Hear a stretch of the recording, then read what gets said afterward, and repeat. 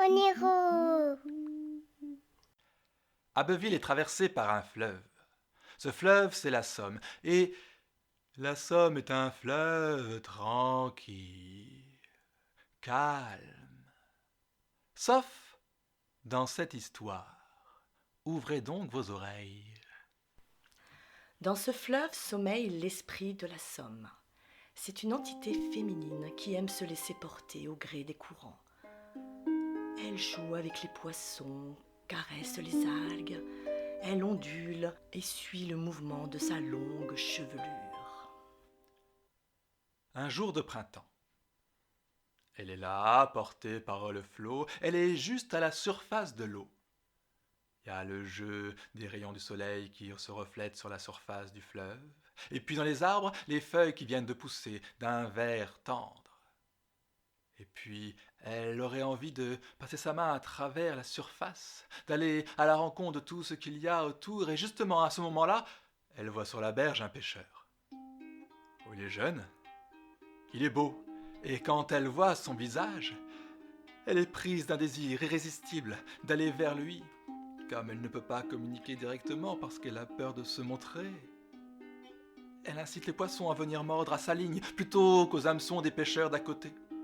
Et lui ce jour-là, et et puis 2, et puis bientôt 10 poissons. C'est la première fois qu'il pêche autant en une seule journée. Le lendemain, le pêcheur revient au même endroit. Il lance sa ligne, attend quelques instants, et ça mord, et ça mord, et ça mord.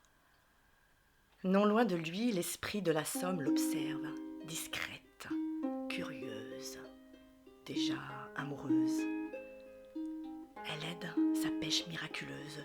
Chaque minute, chaque instant, elle dirige les poissons vers lui, vers sa ligne. Et lui, de plus en plus joyeux, pêche et pêche, jusqu'à ce qu'elle se décide à sortir de la Somme et de lui apparaître sous la forme d'une grande femme blanche aux formes généreuses. Oui, une femme aux formes généreuses.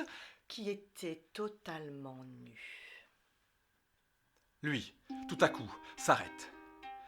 Sa canne tombe de ses mains et il la regarde avancer vers lui. Elle le domine d'une tête, voire de deux. Et puis elle est enfin... C'est à peine s'il arrive à respirer en la regardant. Il a envie de courir, se mettre dans ses bras et en même temps il a envie de s'enfuir tellement elle lui fait peur. Elle s'avance vers lui et avec un sourire timide lui dit « Tu peux venir me rejoindre ce soir, là-bas, auprès du pont ?» Et lui, il la regarde et il dit oui, et il s'en va en courant, et il s'enfuit le plus vite possible. Le soir venu, l'esprit de la Somme est venu à côté du pont, à l'endroit du rendez-vous. Elle s'est allongée là, ses cheveux sous sa tête lui servant de coussin, et elle a attendu. Et elle a attendu. Et elle a attendu, et elle attend encore parce que l'homme n'est jamais venu. Quant à lui, il n'est jamais revenu pêcher.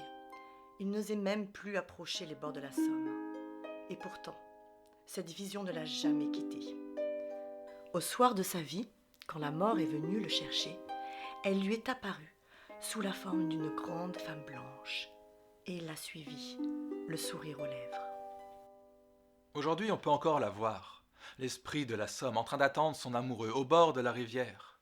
On peut la voir à côté du pont qui porte son nom. On l'appelle le pont de la femme nue. Si vous allez voir la statue et que vous lui racontez cette histoire, vous pourrez la sentir frémir et voir ses joues devenir légèrement roses.